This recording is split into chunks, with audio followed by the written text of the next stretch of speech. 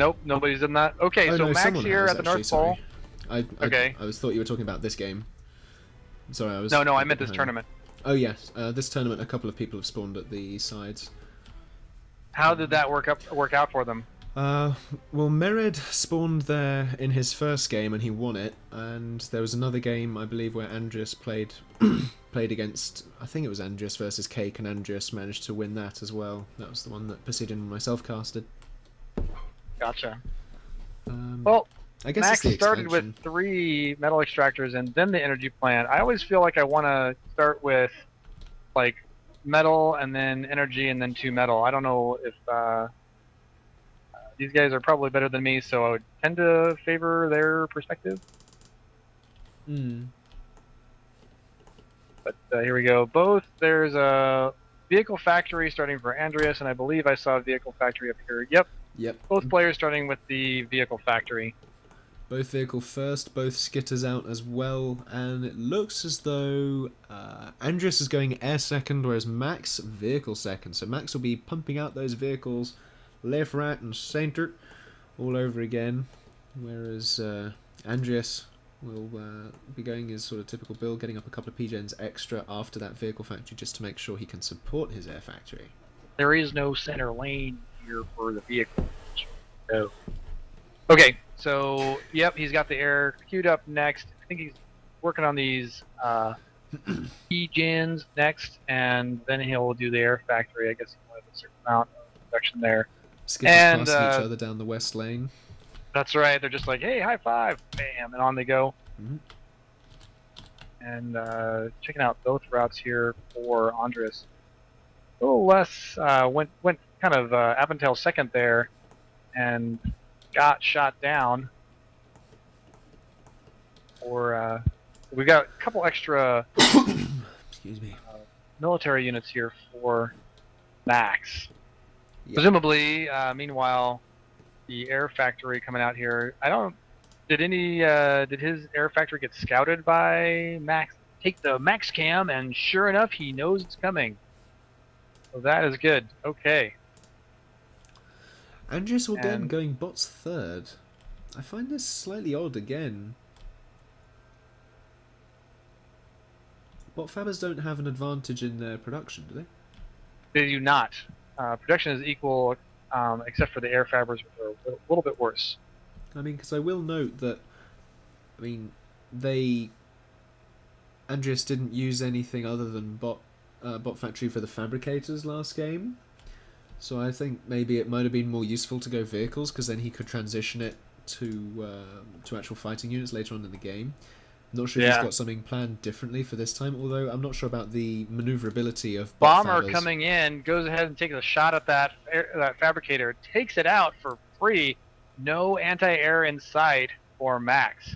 So he sees the bomber, he knows it's here. Bomber takes off to hide over these other metal points and finds nothing to be seen. It's good there to just sit down as well, because that's a huge amount of vision he's got. Yeah, bombers do have quite a bit of vision. Also means you don't have to send them in with a Firefly anymore, really, unless you want to scout ahead just in case to see where the AA is. Yep, and a good set of tanks here for Max, but that's a lot of metal invested in sitting around in your base. Yes. Meanwhile, I feel like Andreas has been very efficient with his metal. He's put most of his... He does have a few tanks sitting around in his base, but he has put most of his metal to work. A little bit of a snipe shot there by Max floating his hummingbird over the air factory of Andreas. Does he get a free shot when that thing finishes? Looks like no free shots. And they both go down. Quite the dogfight there. Now, something that Max was able to scout is that there weren't any vehicles defending the western lane, and this is exactly where Max is moving his current standing forces in that general direction, which is going to be slightly interesting to maybe exploit that. However, at the same time, we have got Andreas got a small little clump of units on the eastern lane now as well. Bumblebee taking out the remaining Aventail on the far west that was just sort of sitting idle. So he's getting out a couple fighters. It'll be interesting to see if there's a collision of units here with bombers on the side of Andreas. If we look at the army tab, we can see that the mobile army count of Max is 35 versus Andreas is 14. But Max only has one Faber. Indeed. So that is going to put him behind a bit in production. And kind of miraculous that he's not. I guess he's really just kind of going with the spam out factory. So he gets some metal, and then he has the commander build factory and a couple power gens, and factory and a couple power gens to just kind of cover each one. Yeah. And then he concentrates on producing an army early, arguably a kind of rush strategy. However, if you use your commander and defenses effectively to counter them and then engage yourself in the tug of war, I mean, it's that thing. If you can defend the first couple of pushes and then counter it with the tug of war setting, I think that's when you start to fight Max back. If you can survive that initial one by using right, and he does just now scout the set of Aventails that are parked basically right outside his base on the west side, and sure enough, he starts pulling back his own Aventails to meet those guys. They are heading in. I really feel like, you know, a tower here would have been very useful. He does have a couple bombers and will be able to soften those guys up. But Faber gets sniped down on the east. We've now got a couple of clumps of units coming in from both sides now, dividing and conquering. Yep. Commander going to be able to take down the west with bumblebees and uber cannon, and the east looks like relatively even numbers, if I'm honest. So I think he'll be able to defend this one. I'm not sure about the follow-up push, however, because the next one's going to be somewhat more significant. But he does have all those vehicle factories queued up from the comms, so with any luck he'll get those producing. Yeah, a little bit better clumping on the east side there with Andreas's tanks versus the kind of trickle-in effect that Max suffered. So I feel like he got the much more efficient benefit of that process. Yeah, I look at this on that side as well is a little bit favor of Andreas, just looking at how the lava might be. Yeah, like I feel like if you could look and figure out like what the tightest spot is, and then get a couple of towers and walls in front of it, it'd be just really hard to push through. Yeah. Now the Aventails have the same range as the towers, so if you move them in, when they get there, they will actually stop and shoot down the walls before moving forward. So it's not, but that gives you a lot of time, right? Like those walls are tough. And then if you throw a combat Faber back there. So he's cleaned up that bomber. Max has cleaned up the bomber that was kind of hanging out in his main expansion of metal extractors, and is now the bomber is actually just moved a little bit farther east to the expansion, but he's now got his a fabricator taking all those metal points. Yep. On the west side, I kind of like what Andreas has done here. He's put a set of 6 Aventails here so that he can kind of monitor the incoming set of units. He is going to be able to take out this first group, but then the next group obviously will significantly outnumber him. And bloated him up. The bloated? But that has... Yeah, go ahead. So I was just sort of doing an accent. Anyway. Echoing the bloated him up thing? Yes. That's right. Now, he did use that opportunity to sneak some fabricators over to your west side. And he's going to go ahead and flip all those up. Who knows whether Realm Max will think to check it all out over there, or will just continue to travel up and down the lane. Yeah, I suspect probably the latter at the moment, because Max is just still getting out air factories now. He's sort of transitioned from the vehicle to the air, so he's getting out a lot of hummingbirds and bumblebees as well. So it seems like it's a strategy that works out for him, and he is expanding as well. So we've got relatively even Stevens down the east, and more coming in from Andreas. But Andreas now evening him up with the factory count and actually surpassing it 21-9. Yeah. Plus T2 air. Yeah, he's working on the T2 air. He's only got the one fabricator working on that. But if you look at the economy, you can see that they're very even, except for Andreas is using all of it, and Max is floating 60 to 110 of it, of his economy. So he keeps building more metal economy, but he's actually using way less all the time. I mean, this is the issue with not having many fabricators to actually to actually do the trick there, because he's only building factories with his commander, and his fabbers are just off expanding freely in his sort of side of the abyss. Right, and he could just, I mean, he could just double click on one of those factories, get them all selected, and control click out one fabricator, and they would like suddenly you would have 10 fabricators, like be no big deal. Yeah. So a big lineup over here on the east side with Max pushing in. I think he's got a little bit of the better setup now. Nice little concave happening here, and he's taking down that line of tanks with the other set of tanks just waiting in the back, like just because he wasn't aware. So he does choose to move back, and now he's moving those things up, and taking them now one he's at not. a time. Okay, is there good some times. odd kiting going on here? Of course, just shoving the wreckage out for no reason. Suiciding. Meanwhile, another big push on the west side by Max. Actually, there's kind of, I think there's maybe still a factory that's queued to go all the way forward, because you can see some units are stopping close by, and then some are continuing to travel all the way up one by one. So that's a little bit of a flaw there that could cost Max, or Andreas, sorry, a set of his tanks. Yeah, I mean, he does sort of need to pay attention to that, but he has got that little expansion off to the west secured now. As soon as he gets that factory up and those defences up, I fear those defences are queued after the factories, which is going to be a little bit of an issue if Max sends his units that way. But yeah, that is. Up?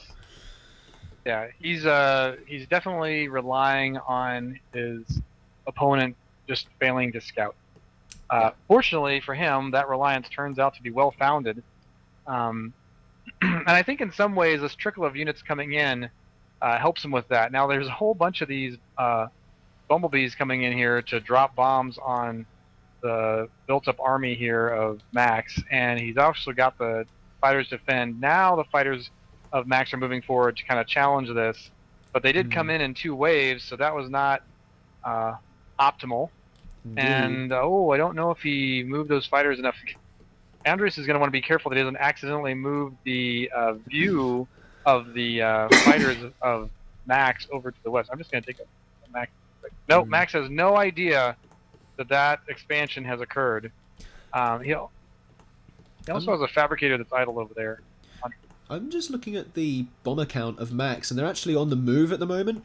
If Andreas keeps his commander away from his AA and doesn't have enough AA to support this, which I doubt he does actually at this point. It's all sort of scattered out everywhere and not really good enough to deal with what Max is about to do with his bumblebees, and if he gets all his hummingbirds doing the same thing, he could pull off a bumblebee snipe on the commander. However, he is going to be forced to deal with these hornets, which have got a lot of hummingbird support.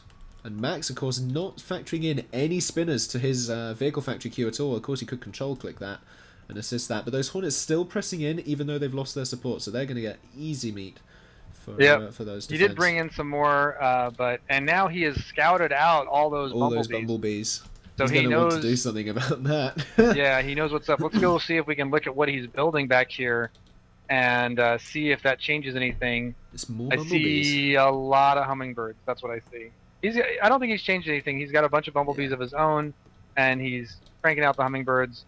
Sometimes it's useful to switch your advanced factory to have that. The other thing that I have noticed that doesn't really happen a lot is that you get a tier 2 fabricator out, you can actually quickly build out multiple of these tier 2 factories. Like we have that as a goal.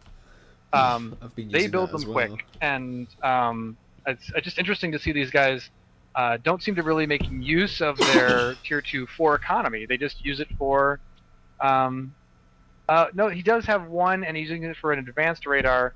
That actually will give him a great deal of vision, probably all the way into the enemy base. Be super useful the next time he actually has energy. And tug of war here on the west side, going very well for Andreas again. Andreas could probably move in, which he is actually doing, as I say that, on the east.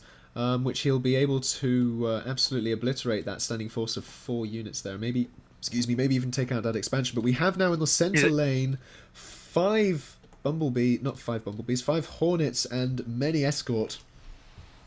Not enough escort, however. Doesn't seem like it's that much escort, actually. Yeah, it was. Well, it's gone now. Yeah. Those hornets are just sitting ducks. Yeah. I mean, One thing, I guess, with the T2 and not really utilizing the economy and the multiple factory production of the Fabbers is that by this point, you know, if you lay off the tug of war and lay off sort of expanding your tug of war abilities for any length of time, you'll start to lose that tug of war.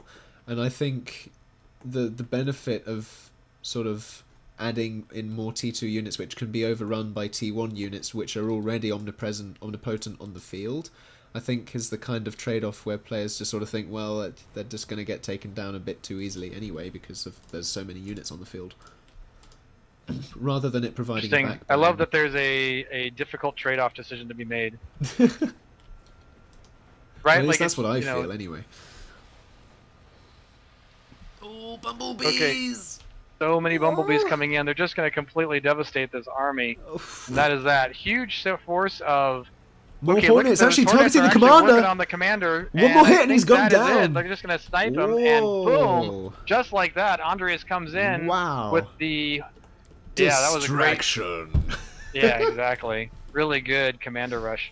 All right, let's just take another look at that and see what we can see. We're so busy on the tanks there. Yeah, the tanks were exciting. So taking a look back, Commander was there. He was actually full health, but the tanks did quite a bit of damage to him. He's moving out there. If we zoom out a little bit and we see this army was coming from the beginning of when those tanks engaged. He sees the Commander. He knows he's hurt because he can see that he already took him down to half health just using the Aventails. T1s being powerful units. Maybe a unit cannon or a Uber cannon would have been a good idea here, but he was already down to 40% health. 40% health means he's got like 5,000, and with 5 of these guys, that is basically 1 round of these missiles. And sure enough, 1 or 2 salvos, and he was gone. And that is that. So, good job, Andreas. Yeah, he really was quite good in both his matches of having a big unstoppable force. Now, the final is going to be happening now. The thing to do is head over to the twitchtv.com/clops1, CLOPSE1, with the numeral 1, and that will be where the finals are. And great games so far, and we'll check that out next. Thanks again for watching, folks. Don't forget to drop a like or a comment and or feedback, because I live off that stuff. Subscribe for more PA on the way very soon indeed. As always, thanks again. Have a nice day. Nope, says the wrong cat. Don't go there. Never mind. Hold on. Hold on.